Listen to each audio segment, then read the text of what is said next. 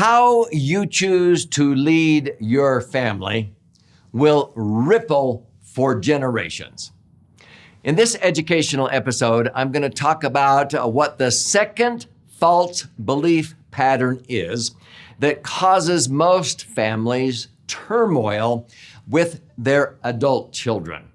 Get ready. This is going to give you some insights that maybe you have not had before.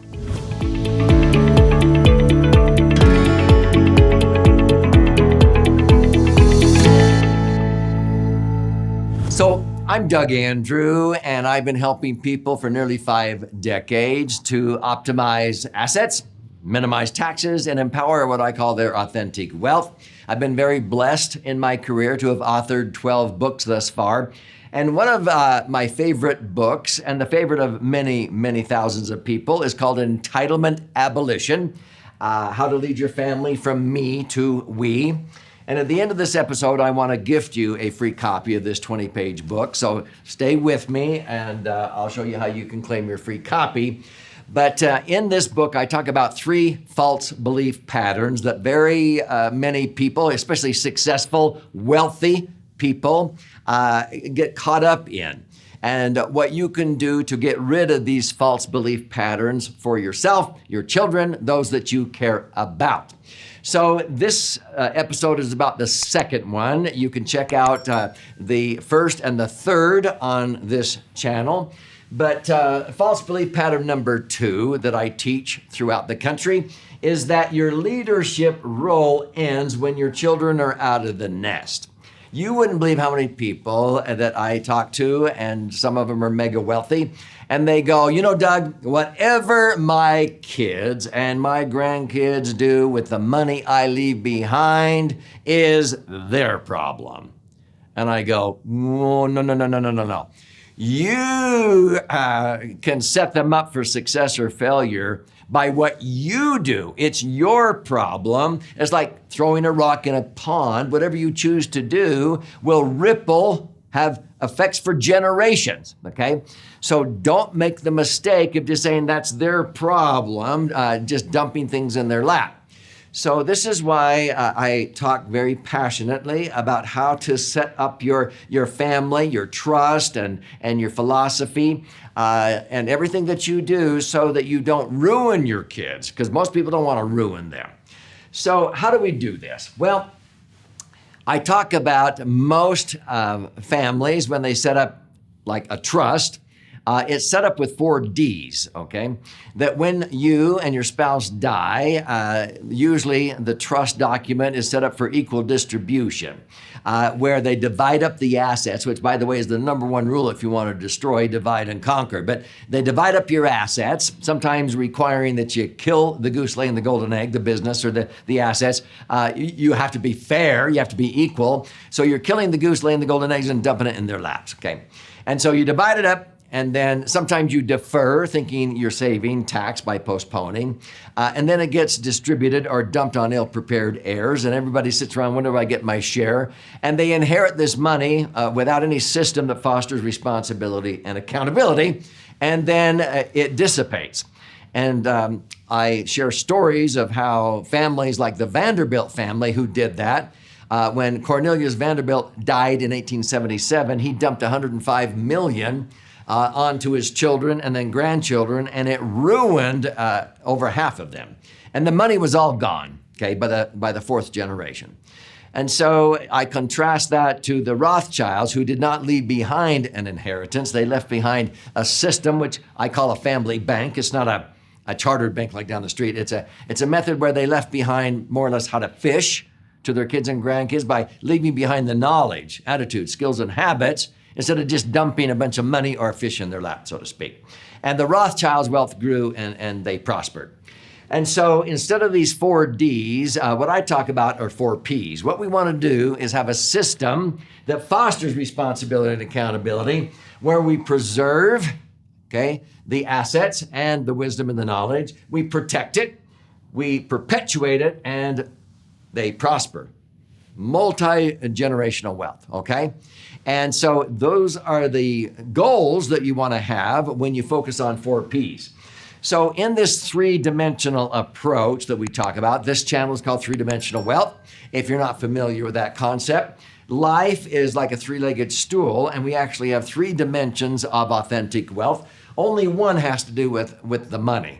The other two legs of this three-legged stool would be the foundational assets, your family, your health, your values, your spirituality, your beliefs, and so forth, and your intellectual assets, the wisdom you gain throughout life, which is knowledge times experiences in your education.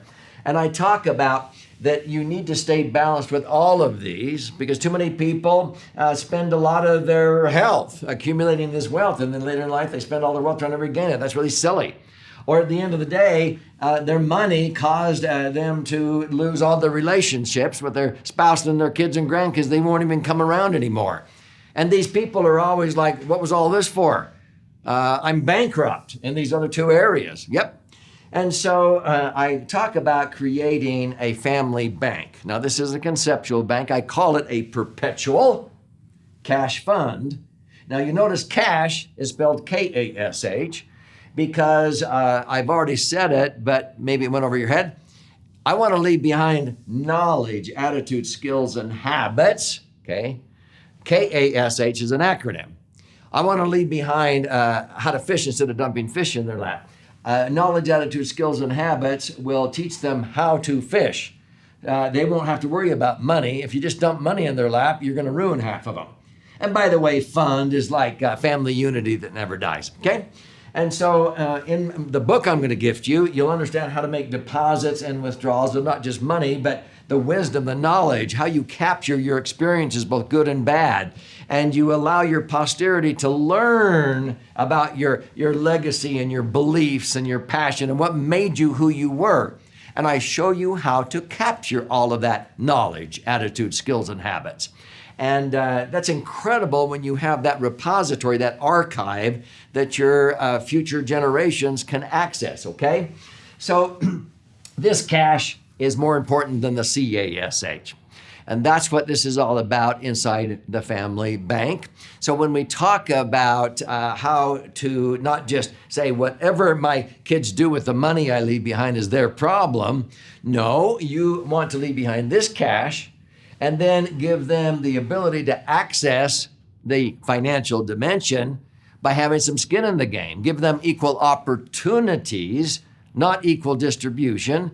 If they need help, they can borrow or they can get matching funds or whatever based upon your philosophy instead of just dumping money in their lap, which actually has ruined about half of the children of wealthy families who just blow it on riotous living and they become addicted and they sit back and they stop being productive in life. It's happened so many times. So this is where I talk about being healthy, wealthy, and wise in all three dimensions. It's like a three-legged stool and you want to be balanced. People say, Doug, what are you selling? Well, clarity, balance, focus, and confidence. You want to be balanced. When people say, Doug, what do you do? Well, I like to take the wobble out of people's life. I like to help them be balanced on all of those instead of them just focusing on money, money, money. Or bodybuilders, just their health over here or their body, and they're bankrupt in the other areas. So you want to be healthy, wealthy, and wise in all three dimensions. And it's how to live, love, learn, give, and earn. So in the book, you're going to read all kinds of ways that you can actually do this so that you actually set them up for success instead of failure by just leaving behind a bunch of money, okay? Now, here's a picture of me and my wife. We went on a humanitarian trip. We've been on several of these. My brother-in-law has conducted over 200 of these. This happened to be in the Dominican Republic. And he goes to third world countries like that, or Guatemala, or different countries that are extremely poor. They make $1 a day in the sugarcane fields. And what we're doing here is we're giving these people a hand up, not a handout. And so we will get up at 4 a.m. and we'll go on a chicken bus ride out in the country, and we'll set up a clinic with generators and so forth. This day we were actually able to use a church that a woman there had built. Now, let me just tell you why this is significant. These people earned the right to have their teeth worked on. They make $1 a day in the sugarcane fields, and so they had to save for 3 days' wages and contribute $3, okay? And we usually treated about 140 patients a day. Now, I'm not a dentist, But I was sort of like the clinic director, pointing them to the oral surgeons and the dentists and the hygienists and what have you. And so this is us working in there that day. But the point I'm making is that day at this Dominican Republic village, these were the Dominican children that are all neat and clean waiting for their turn for their teeth to be worked on. And the prior day, there was a whole bunch of Haitian children that had been dropped into Dominican Republic from Haiti shortly after that earthquake, okay, that devastated Haiti. And when we got off the bus, these children were all neat and polite. The Haitian children thronged us as we got off the bus. They tried to tear my watch off my wrist. They tried to tear my wife's earrings through her pierced ears and tried to grab her a watch and her necklace and rip it off her neck. And these kids are like, "What are you doing?" Now, it wasn't their fault, so to speak. They had just come from Haiti, and it was shortly after the earthquake, and they had been taught that when the Americans arrive, if you go grab, you'll get the fastest by just grabbing the handouts, okay? And that's what they had been taught in just a matter of a few months, is you go grab to get the most, because they were given handouts. These kids had been taught to get a hand up. They had worked for 3 days. So as we worked on their teeth, the Haitian kids are like, "Well, how come they get their teeth worked on? I've got a toothache." And these kids are going, "You got to go work for 3 days." They go, "Work? Work?" Yeah. It sometimes takes a little bit to undo this entitlement mindset of, when do I get a handout? Okay. And so our family teaches our children and grandchildren on family vacations with a purpose. We started a tradition called Grandpa's Camp 10 years ago. It's the highlight of our summer. This is my wife, and we have now 20 grandkids. But it's where the teenagers come for the first 4 days now, and we talk teenage talk. And then the 4 to 11-year-olds come for another 3 or 4 days, and then the parents are finally allowed the last day. We have themes like put on the whole armor of God, because we're Christian. And this is America, the land of liberty. Here's the one that we recently had, and these are the teenage grandkids as we were about to embark on a hike.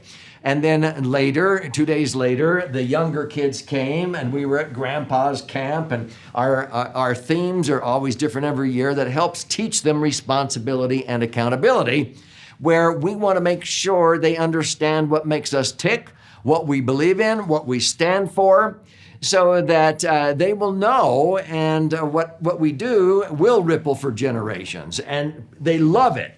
So in the book I'm going to gift you, you're going to understand the way that you get rid of that false belief pattern of thinking your leadership role ends when your kids are out of the nest. No, you want to lead your legacy by using powerful principles, tried and proven concepts, and leadership tools. Now, we have 22 tools that help you teach your kids and grandkids, and you can do this for your employees, which we've had many business owners do this. And so you'll see how you can download these thinking tools, and it's a game changer when you read the book. You'll read a chapter on how to conduct family vacations and retreats with a specific purpose. You might get resistance at first. We don't want to go learn. They'll be begging for these, because you scuba dive, bike, hike, golf, and fish and everything, but you gather in the morning, you gather in the evening, and you do a few exercises, and they'll be begging for these family vacations with a purpose the rest of your life, okay? Grandpa's Camp, they'll be begging for that. It's the highlight of our grandkids' summer.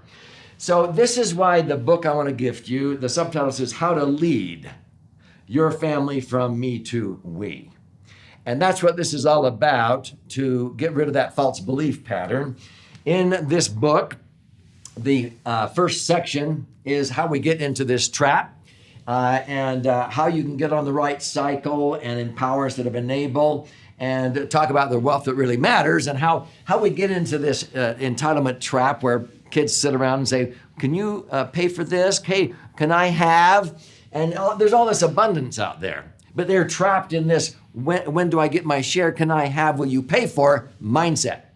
So the rest of the book, the second section talks about how to break free It helps you understand how to set up your own legacy bank. United we stand, divided we fall. Family retreats, Grandpa's Camp, managing K.A.S.H, which helps you manage the C.A.S.H, how to get rid of entitlement mindset in the workplace and then determine the life you're going to lead, okay? And so this will help you break those that you care about, free from the trap, and everybody starts participating in an abundance mindset, and abundance will breed more abundance. It's magic. So this is about you and your family. Here's how you can claim your free copy. Simply go to entitlementabolitionbook.com and you contribute a nominal amount towards the shipping and handling. I require also some skin in the game, and I'll cover the rest of that cost. I will pay for the book, and I'll fire out a hard copy to you. It's 200 pages, 12 chapters, and there's also options in there if you want to listen and learn, watch and learn. But this is really about you and your brighter future. When you study this, you'll want to start doing what I've been talking about, and you'll learn how by diving into these concepts.